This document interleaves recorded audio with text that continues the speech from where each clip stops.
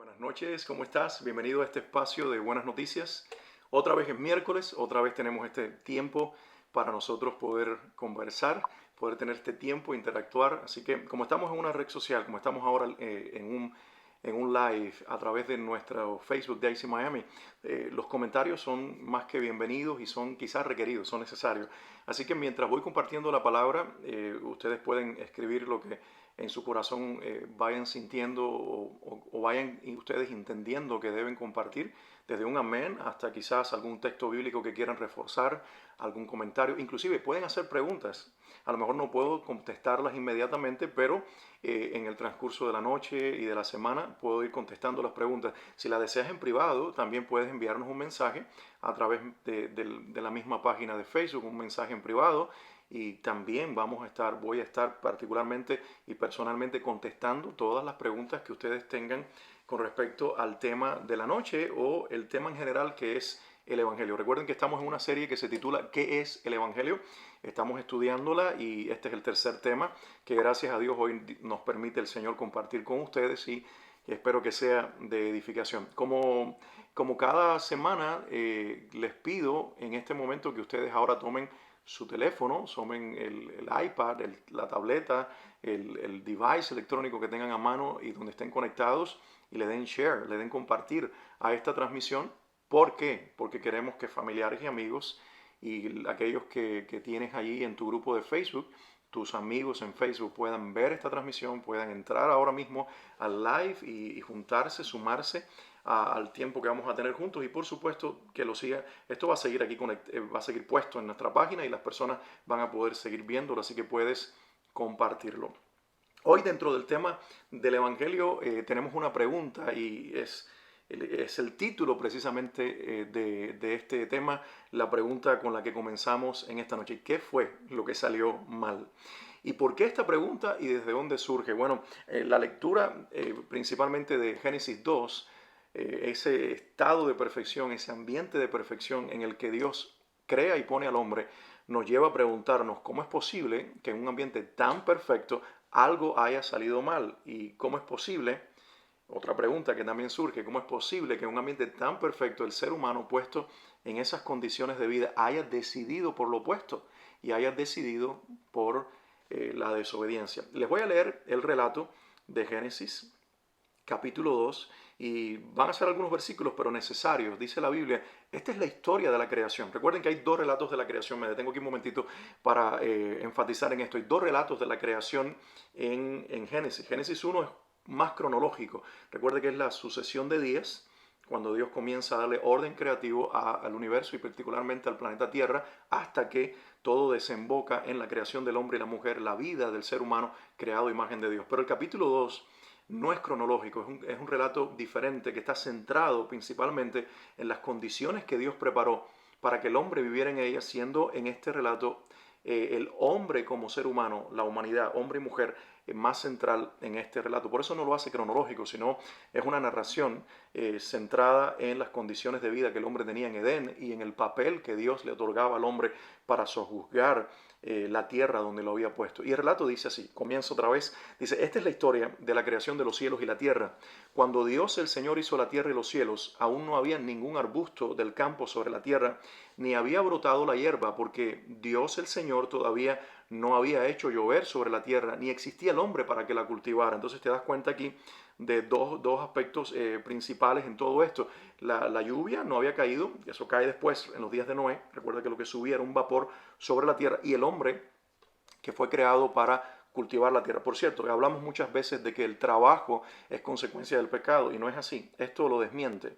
El hombre fue creado desde el inicio para trabajar, cultivar, cuidar la tierra. El trabajo en sí no es pecado. El cansancio y la fatiga del trabajo, como ahora experimentamos, sí fue la consecuencia del pecado. Te vas a fatigar, vas con el sudor de tu frente a trabajar y aún así los resultados de la tierra que vas a recibir van a ser cardos y espinas. No vas a tener los resultados que tenías antes porque tú mismo, con tu decisión, es Génesis 3, esto particularmente, tú mismo, Adán, con tu decisión maldijiste la tierra que te di para vivir en ella. Entonces, versículo 6 de Génesis 2 dice, no obstante, salía de la tierra un manantial que regaba toda la superficie del suelo, y Dios el Señor formó al hombre del polvo de la tierra y sopló en su nariz hálito o aliento de vida. Y el hombre se convirtió en un ser viviente. Después que vino este aliento de Dios, este espíritu de Dios al ser humano, el ser humano se volvió un ser viviente. Dios el Señor plantó un jardín al oriente del Edén y allí puso al hombre que había formado, a Adán específicamente. Dios el Señor hizo que creciera toda clase de árboles hermosos, mira la descripción, hermosos, los cuales daban frutos buenos y apetecibles. En medio del jardín hizo crecer el árbol de la vida y también el árbol del conocimiento del bien y del mal. Así que en el centro, en el medio del Edén, había dos árboles principales, que eran el de la vida, que todavía está allí, dice, en la Nueva Jerusalén, y también estaba el árbol del conocimiento del bien y del mal. Este fue el árbol del conflicto. Dice, Dios el Señor tomó al hombre y lo puso en el jardín del Edén para que lo cultivara y lo cuidara. Y le dio este mandato: puedes comer de todos los árboles del jardín. Puedes comer de todos los árboles del jardín. No hay para ti prohibición alguna. Todos los árboles del jardín puedes comer. Pero del árbol del conocimiento del bien y del mal no deberás comer. El día que de él comas, ciertamente morirás. Fíjense, de todos los árboles, menos del conocimiento del bien y del mal. Es decir, que dentro de esta categoría de todos los árboles estaba también el fruto del árbol de la vida. El ser humano tenía la oportunidad de comer del árbol de la vida. Y si hubiese comido del árbol de la vida, entonces las cosas hubiesen sido diferentes. Recuerden que Dios los saca del Edén principalmente para que Adán y Eva no coman del árbol de la vida y vivan para siempre, no como un acto de juicio, sino como un acto de misericordia, porque ya habían pecado, ya comieron el árbol del conocimiento del bien y del mal, según nos narra Génesis 3, y si ahora comen del árbol de la vida, van a vivir perpetuamente ellos y su descendencia, es lo que está diciendo Dios. Ellos y su descendencia perpetuamente van a vivir en esta condición de pecado. Se los voy a sacar para que eventualmente mueran ellos y su descendencia también físicamente, para que los que sean redimidos, aunque mueran físicamente, tengan una vida eterna en la presencia de Dios y luego recuperen sus cuerpos en el día de la resurrección. Entonces todo esto de sacar al hombre del Edén fue un acto de misericordia de Dios. Entonces dice la Biblia, luego el Señor dijo estas palabras: no es bueno que el hombre esté solo. Ahí es donde Dios viene a crear a la mujer. Voy a hacerle una ayuda idónea, adecuada. Entonces Dios el Señor formó de la tierra toda ave del cielo, todo animal del campo, se los llevó al hombre para ver qué nombre les pondría. El hombre les puso nombre a todos los seres vivos y con ese nombre se les conoce. La sabiduría de Dios revelada al hombre para nombrar los animales según el propósito de Dios. Así el hombre fue poniéndoles nombres a todos los animales domésticos, a todas las aves del cielo y a todos los animales del campo. Sin embargo, no se encontró entre ellos la ayuda adecuada para el hombre. Interesante, Dios primero piensa e idea a la mujer, pero sin embargo no crea a la mujer inmediatamente. Piensa e idea a la mujer como ayuda idónea, pero crea a los animales por pareja, se los trae a Adán para que Adán los nombre, pero también en la medida que los traía y veía a las parejas, él mismo se daba cuenta de que el único ser creado en ese jardín que no tenía pareja era él y que ninguna de aquellas parejas animales era compatible con él. La sabiduría que Dios había puesto en el hombre le daba a entender que ningún animal podía cohabitar con él y que él necesitaba una ayuda idónea como los animales puestos en el jardín. Dice, no se encontró entre ellos la ayuda adecuada para el hombre. Entonces Dios el Señor hizo que el hombre cayera en un sueño profundo. La primera vez que vemos un acto de cirugía aquí y anestesia general. ¿Cómo Dios lo hizo? No sabemos, pero Dios, si el hombre lo logró por medio de la ciencia, ¿cuánto más Dios? Entonces cayó el hombre en un sueño profundo y mientras éste dormía, le sacó, aquí el cirujano, el primer cirujano de la historia, le sacó una costilla y le cerró la herida.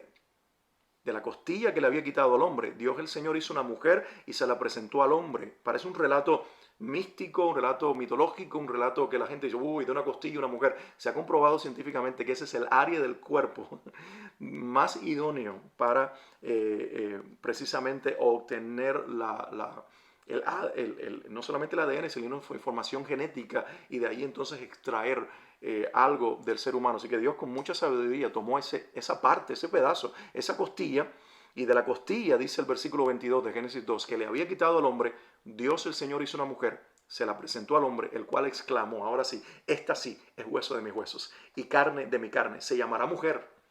Es como yo, pero es diferente. Es de mis huesos y es carne de mi carne, pero sin embargo no es varón, es mujer, es varona, es Eva. Es madre de los vivientes. Se llamará mujer porque del hombre fue sacada. Por eso el hombre deja a su padre y a su mujer. La expresión aquí, mujer, es isha. El varón en hebreo es ish.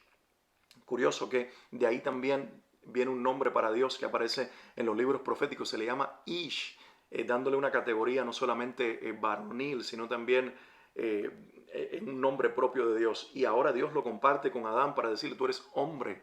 Pero cuando la mujer es creada, Adán la llama Isha, porque del varón ha sido tomada. Ella es igual en cuanto a condición como ser humano, pero ella es diferente en cuanto a sexualidad, en cuanto a género. Se llamará mujer porque del hombre fue sacada. Por eso el hombre deja a su padre y a su madre, se une a su mujer y los dos se funden en un solo ser, dice la Biblia. Ahora, cabe preguntarse, ante tanta perfección, allí en aquel ambiente, tanta perfección en aquel jardín, de los árboles hermosos, de la provisión, del césped en el lugar, de los animales creados, todos perfectos, donde no había instintos animales fieros, donde no había muerte, donde no había ataques, donde no había violencia animal, donde no había violencia humana, todo este ambiente perfecto. ¿Qué fue lo que lo dañó? ¿Qué fue lo que salió mal? ¿Qué se le escapó a Dios? Nada. ¿Cómo es posible que Dios haya creado el ser humano, un ambiente tan perfecto, para darle una voluntad o un derecho propio de tomar decisiones, sabiendo Dios, al cual nada toma por sorpresa, sabiendo Dios de antemano que el hombre iba a pecar? Bueno, esa era parte del plan de Dios. Por eso dije la semana pasada que antes de crear al hombre, en el mismo plan creativo estaba el plan redentor, que Jesús no vino a ser redentor, sí materializó la redención al nacer de María y principalmente en la cruz, pero ya en la mente de Dios, Cristo había sido entregado por el Padre, Cristo había sido proclamado redentor, el Hijo principalmente había sido proclamado redentor para salvar una humanidad que iba a tomar la decisión de salirse del estado perfecto y entrar en el caos en el que vivimos hoy. Entonces, el siguiente capítulo, que es Génesis 3, nos da la respuesta. Yo no lo voy a leer porque es muy largo y va a tomar mucho tiempo, pero lo conocemos, la mayoría lo conocemos casi de memoria, o podemos decir a grandes rasgos qué fue lo que sucedió. La serpiente poseída por Satanás entra allí en el diálogo con la mujer y le dice, con que les dijo Dios que no pueden comer de ningún árbol. Fíjense, Dios dijo, de todos, menos de uno. Y la mentira es, así la compra y así la engancha en su diálogo. Y la mujer le dice, no, para nada. Dios nos dijo que podemos comer de todo, solo de uno. Ah, de uno. ¿Y cuál es ese? El árbol del conocimiento del bien y del mal. No, Dios les mintió. Ustedes no van a morir. Ahí vino la mentira. No morirán, sino que sabe Dios que el día que de él coman serán como él. Y entonces allí viene entonces la venta. Ustedes son criaturas, pero van a ser ahora como Dios. Se van a poder quitar el yugo de ese Dios que los puso en condición de criatura y ustedes van a elevarse a la categoría de Dios. Y ahí viene la mentira que le compra el corazón a Eva, que la lleva a morder la fruta. Y aquí todavía la humanidad no está perdida, porque en Adán es que pecamos, porque él fue el original hecho. Y al que se le dio la instrucción de que no tomara de ese árbol, y él le pasó la instrucción a la mujer cuando fue creada, y le dijo, no podemos comer de ese árbol porque Dios dijo que no. Entonces el hombre seducido por la mujer le importó más lo que su mujer quería de él que lo que Dios quería de él. Y en ese momento, cuando el hombre muerde la fruta, en ese momento entró el pecado en la humanidad, porque ahora los dos seres humanos, a través de los cuales viene la raza humana, y ya estaban infectados por el pecado, ya estaban infectados por el virus del pecado. La primera pandemia que el ser humano ha experimentado fue la del pecado, la que no nos hemos podido quitar de encima y para la cual Dios ofrece una sola vacuna, que es Jesucristo, y que el ser humano rechaza y le dice que no. Entonces, el relato de Génesis nos dice que en la tentación del ser humano y cómo este ser humano, Adán principalmente, decide desobedecer voluntariamente, a pesar del ambiente perfecto en el que había sido creado y vivía, y a pesar de la advertencia de Dios de que perderían esa condición y de que morirían, el ser humano aún así decide pecar contra Dios. La Biblia llama a esa desobediencia y a cualquier otra forma de desobediencia, inclusive la que directamente practicamos en contra de los mandamientos de Dios, lo resume todo en una palabra que tú y yo hemos leído muchas veces en la Biblia. Se llama pecado. Te es familiar, ¿verdad? La palabra pecado está en la Biblia para definir todo tipo de desobediencia, de rebeldía y de levantarnos contra lo que Dios nos dice que hagamos. En el hebreo la palabra pecado es la palabra yatá. Y en el griego del Nuevo Testamento, la palabra para pecado es amartía. Por eso hay una ciencia bíblica para los que estudian teología o los que hemos estudiado teología en seminarios bíblicos que se llama amartiología, y es el estudio del pecado, para que nosotros sepamos en sí de qué esto se trata. Ahora, lo interesante es que en dos idiomas, yatá y amartía, significan lo mismo.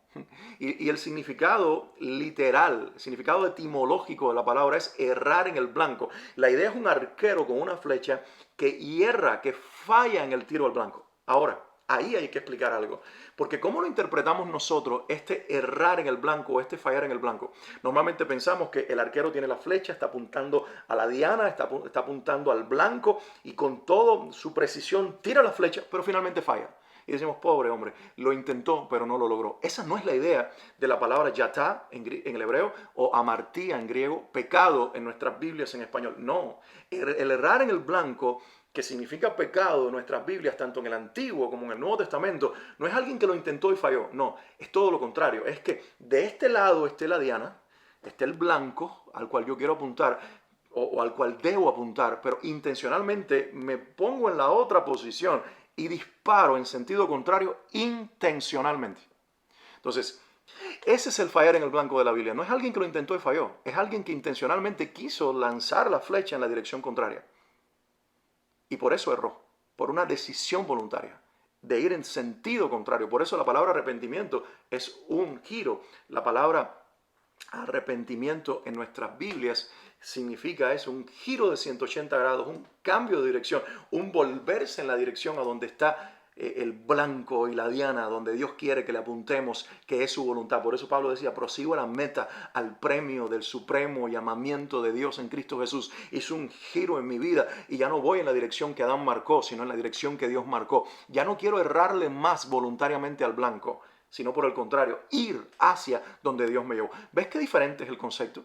Porque a veces manejamos la idea de que pecado es, nosotros erramos en el blanco, pero lo intentamos, somos buenos en esencia, somos buenos. Y esa idea de que el ser humano es bueno en esencia resta poder a la idea de un redentor. Si soy bueno en esencia, me puedo salvar a mí mismo. Si soy bueno en esencia, el arrepentimiento viene de mí. Si soy bueno en esencia, el deseo de creer viene de mí. Pero la Biblia nos dice, no, en esencia no eres bueno, en esencia eres pecador.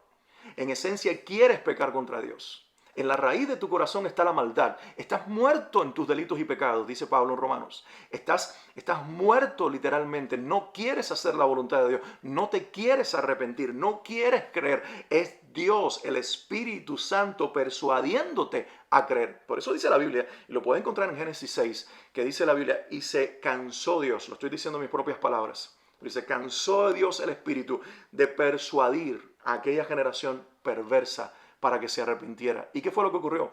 El resultado fue que entonces vino el pecado. Y vino entonces la destrucción. Y vino el diluvio a una generación. Y solo se salvó un hombre con su familia. ¿Por qué razón? Porque este fue el único que se guardó para Dios y el único que quiso ir en la dirección de Dios. Entonces, Dios persuadiendo al ser humano es el único que produce arrepentimiento en nosotros, el único que produce fe y el único que produce conversión. Nosotros decimos, yo creí, sí, yo creí, y fue un acto de mi voluntad, pero bajo una persuasión de la obra del Espíritu Santo en mi vida que me llevó a arrepentirme, que me llevó a creer, que me llevó a confesar y que me llevó a abrazar al Salvador como único. La redención es un milagro de Dios en el corazón de un hombre que estaba muerto y es resucitado por el poder del Evangelio y es cambiado por el poder de Dios. Por eso, en esta noche voy a dedicar los próximos minutos a compartirte algunos ejemplos, 5 ejemplos que quiero compartirte rapidito de maneras equivocadas de enfocar el Evangelio o formas equivocadas de enfocar el Evangelio. Vamos a poner ejemplos de cómo a veces enfocamos el Evangelio incorrectamente y se los presentamos a las personas de una manera incorrecta que apela a ciertas necesidades del ser humano y que trata con ciertas verdades, pero no va a la esencia del problema, del mal, no va a la esencia de la raíz que nos trajo a desobediencia a nosotros los seres humanos. Lo primero, el primer ejemplo de un enfoque incorrecto al presentar el Evangelio es este: hablar de la salvación del despropósito o del vacío existencial sin señalar la raíz donde radica en realidad el problema. Es decir, hablamos del Evangelio y lo presentamos como usted necesita venir a Cristo para que llene su vacío existencial. ¿Es eso una verdad o una mentira? Es una verdad. El ser humano tiene un vacío existencial, el ser humano tiene despropósito, es cierto, porque el propósito se encuentra en el que Cristo tiene para nosotros y el vacío se llena con Cristo, pero esa no es la raíz del problema. Hablar de esto como el centro del mensaje es como recetar medicina porque hay síntomas de una enfermedad sin atacar la raíz que la provocó. ¿Lo entiendes?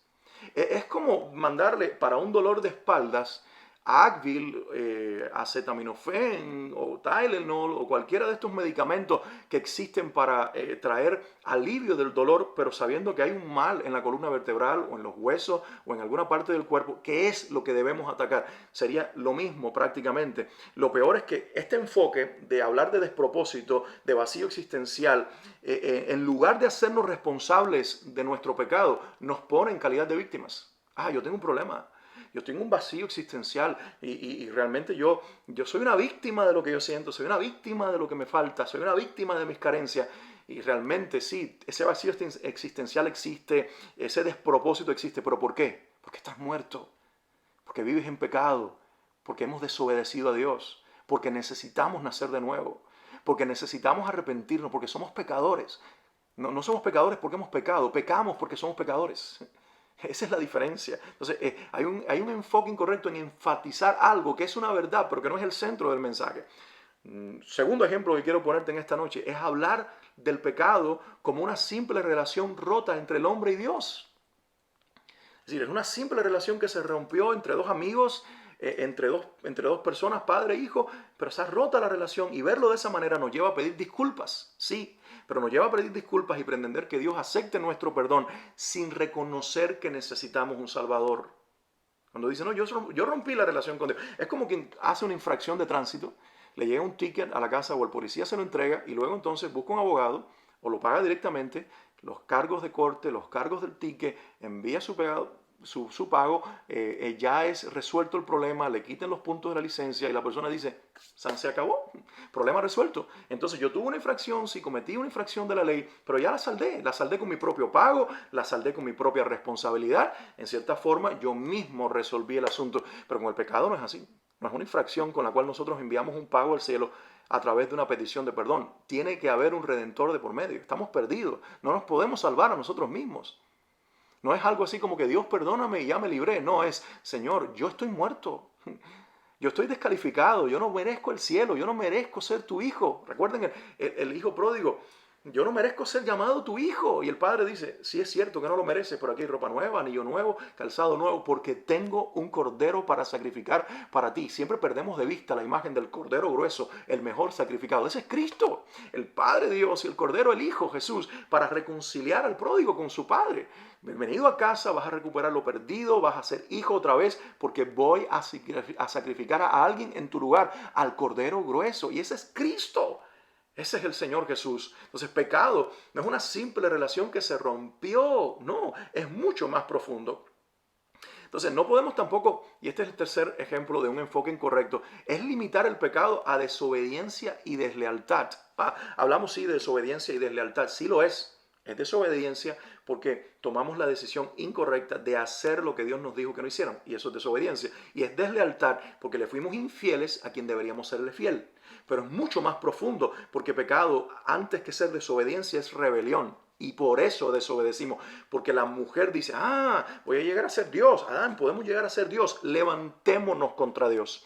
Y en ese momento participan del mismo pecado del diablo. Satanás, antes de desobedecer, se rebeló contra Dios y creó una sedición en el cielo. Y eso es lo que trae al corazón del hombre. Entonces el pecado en su esencia es rebelarse contra Dios. Es mucho más que un acto de desobediencia.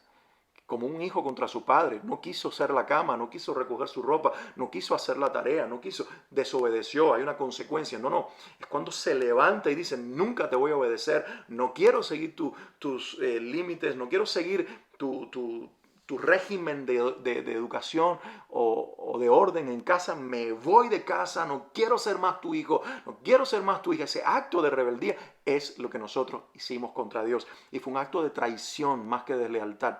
Si fuimos infieles a Dios, pero fuimos traidores, es Judas traicionando al Señor. En Judas estamos representados todos nosotros. Un acto de traición es Pedro negando al Señor, no por miedo, sino porque el miedo lo lleva a ser un traidor. El pecado siempre es rebelión y el pecado siempre es traición. Y en ello conlleva desobediencia y en ello conlleva deslealtad. Pero cuando le decimos al hombre, tú solo desobedeciste, ahora lo único que tienes que hacer es obedecer. Si desobedecías, ahora se resuelve con obediencia. Y si eras infiel, ahora se resuelve con infidelidad. Mentira. El que es desobediente lo es de corazón porque es rebelde de corazón. Fuimos rebeldes de corazón y necesitamos arrepentirnos y necesitamos nacer de nuevo. De lo contrario, no va a ocurrir el milagro de la salvación en nuestras vidas. El cuarto ejemplo de un enfoque incorrecto para presentar el Evangelio es rebajarlo solo a la categoría de malos pensamientos. Hoy Dios te puede librar de esos pensamientos negativos que tienes. Hoy Dios te puede librar de esa manera incorrecta en que piensas de ti. Dice un autor cristiano, Greg Gilbert, al respecto, dice esto: decir que Jesucristo murió para salvarnos de pensamientos negativos acerca de nosotros mismos es irreprensiblemente antibíblico. De hecho, la Biblia enseña que gran parte de nuestro problema es que pensamos muy alto de nosotros mismos y no muy bajo.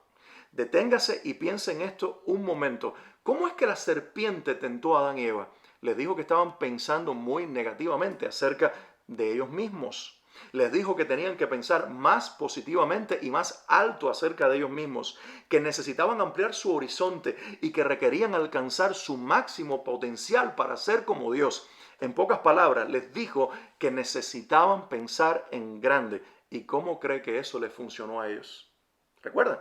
No es que vas a morir, sino que vas a ser igual a Dios, vas a subir de categoría, piensa mejor de ti, piensa más positivo, no pienses como criatura, no pienses como alguien que está por debajo del gobierno, vas a ser Dios, piensa más grande de ti, piensa más alto. Y la Biblia dice, no tengas más alto concepto de decir que el que debes de tener, no te veas como el centro, como la última Coca-Cola del desierto, como lo principal, como que todo gira alrededor de ti, tú no eres el sol, tú eres una criatura, Tú eres realmente un ser humano creado para obedecer a tu Dios y ponerte bajo su gobierno y pensar más alto de ti. Y toda esa idea de hoy Dios te puede liberar de tus pensamientos negativos, de tu baja autoestima. Y es cierto que el ser humano está lleno de pensamientos negativos. Y es cierto que cuando venimos a Cristo equilibra nuestra autoestima. Pero el equilibrio del Evangelio de nuestra autoestima no es pensar más alto de nosotros, sino de Cristo. Es ponerlo a Él en el centro. Es vivir para Él. Entonces cuando nos descentralizamos de nosotros mismos es cuando entonces somos libres de nosotros mismos. Y es cuando entonces somos libres de los pensamientos negativos. Porque el ser humano tiene pensamientos negativos porque quiere exaltarse. Ay, nadie piensa bien de mí porque estás centrado en ti mismo. Nadie me aplaude porque quieres aplausos. Nadie entiende lo que yo digo porque quieres ser reconocido y quieres que todo el mundo esté de tu lado. Oh, nadie me ama porque entonces en lugar de amar estás buscando aceptación y amor. Entonces todas esas raíces de rechazo revelan un corazón orgulloso, rebelde, traidor, que está separado de Dios y que necesita arrepentirse y nacer de nuevo. Por eso hay gente corriendo detrás de toda una falsa propuesta, por el delirio de grandeza que tiene el ser humano, que es diabólico y del cual tenemos que arrepentirnos. Y el Evangelio no puede ser rebajado a una categoría donde le digan al ser humano que por medio de él llegarás a ser grande, llegarás a ser el centro, llegarás a ser todo lo que querías ser, porque no se trata de eso. El Evangelio es para decirte que tú y yo necesitamos al Salvador y que Él es el grande y que Él es el bueno y que Él es el puro y que Él es el perfecto y que Él es el centro de todo, que todo fue hecho en Él y para Él y que nosotros debemos aprender a vivir para su gloria. Y en esa búsqueda y en ese entendimiento está nuestra libertad, porque la gran prisión del ser humano es estar pensando en sí mismo y la gran libertad es comenzar a pensar en Cristo y darle su lugar. Entonces el Evangelio no puede ser rebajado a la categoría de una libertad de malos pensamientos y de una autoexaltación del yo. El Evangelio no tiene que ver con eso, tiene que ver con Cristo. Y el quinto ejemplo de un enfoque incorrecto del Evangelio es hablar de pecados, pero no del pecado. ¿A qué me refiero? Pecados, pero no el pecado. Hay una diferencia abismal entre pensar de nosotros como responsables de los pecados a pensar de nosotros como responsables del pecado o como nosotros mismos muertos en nuestro pecado. Los pecados son los frutos. Los pecados es lo que se ve. Así como cuelga de una mata manzanas, porque es un árbol de manzana, y desde su raíz está viniendo la savia y está viniendo lo que produce el fruto, que es la manzana. lo visible, lo que se come, lo que le da nombre al árbol, sí, es el fruto, pero en realidad el árbol, antes de ser tener el fruto de la manzana, ya era un árbol de manzano, porque de ahí proviene, de esa raíz proviene la savia que produce el fruto de la manzana. De la misma forma, cuando vemos pecados en nuestras vidas que cuelgan, adulterio, mentira, fornicación, robos, envidia, celos, y pon todos los nombres que tú quieras que están ahí en la lista de Gálatas 5 que menciona Pablo y en otras partes de la Biblia, menciónalas por su nombre y cuélgalas en el árbol y comenzamos a arrancarlos y comenzamos a decir, mi problema es el adulterio, mi problema es la mentira, mi problema es el robo, mi problema es el celo, mi problema son las contiendas, mi problema es el chisme, sí, son problemas, pero estás atacando los síntomas una vez más y no la raíz. Y nos arrepentimos de los síntomas y no de la raíz. Me arrepiento de ser un adúltero, me arrepiento de ser un mentiroso, me arrepiento de ser un codicioso, me arrepiento de ser un envidioso, de ser un celoso. Y nos arrepentimos de todas esas cosas, pero nos olvidamos de que la esencia, el pecado, no es eso. La esencia y el pecado es el orgullo y es el egoísmo. La esencia es el yo. Es querer ser nosotros el centro. Y a veces nosotros entramos en ese juego de confesar lo externo y lo superficial para no tener que abrir el corazón y arrepentirnos de la esencia de todo el problema que es nosotros mismos, que estamos viciados en nuestro yo y en nuestra identidad personal por el pecado y necesitamos confesarlo y morir a nosotros mismos. Entonces, lo primero que son los pecados, los ejemplos que mencioné, los aceptamos bastante bien porque solo apela a nuestra conducta. Son asuntos de conducta. Ya no adultero más. Ya no voy a robar más, ya no voy a sentir más envidia, aparentemente. Y apelamos a nuestra conducta, pero lo segundo nos aterroriza, porque tiene que ver con nuestro corazón. Y nos revela que somos malos en la esencia de nuestro ser, que estamos muertos en nuestro pecado y que necesitamos que alguien, y sabemos quién es ese alguien, Cristo, nos resucite y nos libere de nuestra propia maldad. Ante esa realidad, la Biblia dice en Romanos 3:23, todos han pecado y están privados de la gloria de Dios. Y ahí en ese todos, Pablo se incluye a sí mismo. Porque en otra parte de la Biblia, en la carta a los Corintios, dice, en la lista de los pecadores, yo el primero. En la lista de los desobedientes, en la lista de los rebeldes, en la lista de los traidores, en la lista de los desleales, yo el primero. Todos han pecado y estamos privados de la gloria de Dios. Así de simple. Hay un problema en la esencia del corazón humano. Ahí radica el problema, en el yo, del cual tenemos que arrepentirnos y decir, Señor, yo soy un egoísta, yo soy un orgulloso de corazón. Yo soy en esencia alguien que está permeado por el pecado. La raíz de mi corazón es mala. No voy a seguir llamándome bueno. No voy a seguir diciendo que soy una persona buena comparándome con los demás. Soy un malo, soy pecador. Estoy destituido de tu gloria. No puedo, me quedo corto. La idea ahí es quedarnos por debajo del estándar. No poder llegar a donde está la gloria de Dios, porque no calificamos para vivir en ella. Porque la carne y la sangre, el pecado, no heredará la vida eterna. Solo los que han sido redimidos. Romanos 6:23 dice, porque la paga del pecado es muerte. Muerte espiritual, separación de Dios, y muerte física para ya entonces consumar el hecho. La paga del pecado es muerte, pero aquí viene la buena noticia. Mientras que la dádiva de Dios es vida eterna en Cristo Jesús, nuestro Señor. La última generación de cristianos y muchos púlpitos cristianos hoy solamente hablan de la dádiva de Dios, que es vida eterna, sin hablar de la primera parte, la paga del pecado es muerte, sin mencionar que todos hemos pecado y estamos privados de la gloria de Dios. Quizás tú digas en esta noche, pastor, no has compartido buenas noticias y este tiempo es de buenas noticias. Lo que has compartido es mala noticia, que somos por naturaleza pecadores, que la raíz de nuestro corazón está torcida, que no merecemos la gloria de Dios, que la paga de nuestro pecado es muerte. Son malas noticias. Pero créeme que este es un mensaje de buenas noticias, porque para que la buena noticia, el Evangelio, pueda volverse realidad en nosotros, necesitamos primero escuchar la mala noticia. Necesitamos primero ser confrontados con la realidad de que estamos destituidos de la gloria de Dios, para luego entonces, si esto en nosotros crea entendimiento y produce lo que debe producir, que es el arrepentimiento, nos lleva a decir, Jesús, necesito de ti, te confieso como Señor de mi vida, por favor perdóname de mi pecado, perdóname de mi orgullo, perdóname por mi egoísmo, sana mi corazón, arranca el pecado de mi vida, pon la vida eterna en mí. Nos lleva una confesión y un clamor necesario. Primero la mala noticia, estamos separados de Dios y no podemos salvarnos a nosotros mismos. Para luego la buena noticia, para un regalo de Dios, inmerecido, pero presente en la persona de Cristo, por medio del cual tenemos la vida eterna. Necesitamos arrepentirnos de nuestra maldad y confesar que Jesús es el único que nos puede reconciliar con el Padre y otorgarnos el perdón eterno y la vida eterna. Si eso no sucede, tendremos una falsa sensación de seguridad espiritual que puede conducirnos a la separación de Dios, creyendo todo lo contrario. Lo más trágico en el ser humano será creer que soy salvo y no lo soy. Creer que soy salvo porque llené el vacío existencial, pero todavía sigo siendo yo el centro. Creer que soy salvo porque me libré de los malos pensamientos y ahora digo que soy nueva criatura y que soy grande y que voy a lograr todo lo que quiero y sigo centrado en mí. Y realmente todas estas falsas proclamaciones del Evangelio nos llevan a una sensación equivocada y a una seguridad falsa cuando realmente estamos perdidos. Quizás a esos se refiere Hebreos 6 cuando habla de los que gustaron del don celestial y sin embargo recayeron, porque estaban centrados en ellos mismos, porque escucharon un evangelio distorsionado y abrazaron un evangelio distorsionado. Pero Pablo dice, o quien haya sido, a veces digo Pablo porque pienso que Pablo escribió Hebreos, pero puede haber sido cualquier otra persona. El escritor de Hebreos dice, pero nosotros no somos de los que retroceden para perdición, sino de los que perseveramos para vida eterna. ¿Y quiénes son estos nosotros? Los que entendieron la esencia del evangelio, que el hombre es un pecador en esencia, muerto por el pecado, viciado por el pecado, que no hay nada bueno en nosotros, que no nos podemos salvar a nosotros mismos y que solo un acto de la misericordia de Dios puede producirnos arrepentimiento, fe y por esa causa confesar a Cristo y obtener el regalo de la vida eterna. Yo oro en el nombre de Jesús, que cada uno de ustedes haya tenido esa experiencia y si no la ha tenido, que el Espíritu Santo te mueva a arrepentimiento, a reconocer que no te puedes salvar a ti mismo o a ti misma, que no hay nada bueno en ti, mujer, que no hay nada bueno en ti, hombre, que necesitas reconocerlo.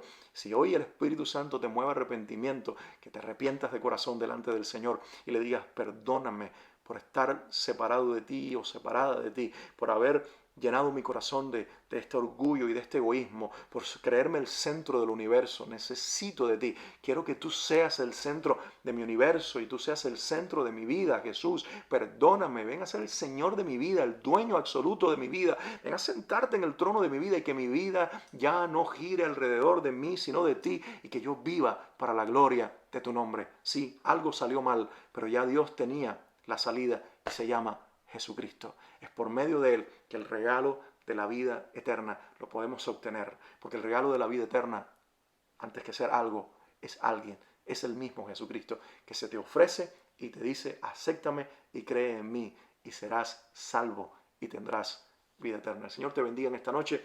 Un abrazo por esta oportunidad de poder estar juntos, por esta fe en común que tenemos, este milagro de Dios que se materializó en nuestras vidas. Y ahora tenemos a Cristo y en Cristo somos nuevas criaturas. Bendiciones. El Señor está contigo, con tu casa. Oro por ti, oro por los tuyos y ahora que la salvación se extienda a todas tus generaciones y que todos en tu casa y tu familia, tu descendencia también, junto contigo, puedan ser herederos de la vida eterna. Ese es el deseo del corazón de Dios y ese es el deseo de mi corazón intercediendo por cada uno de ustedes. Bendiciones, buenas noches.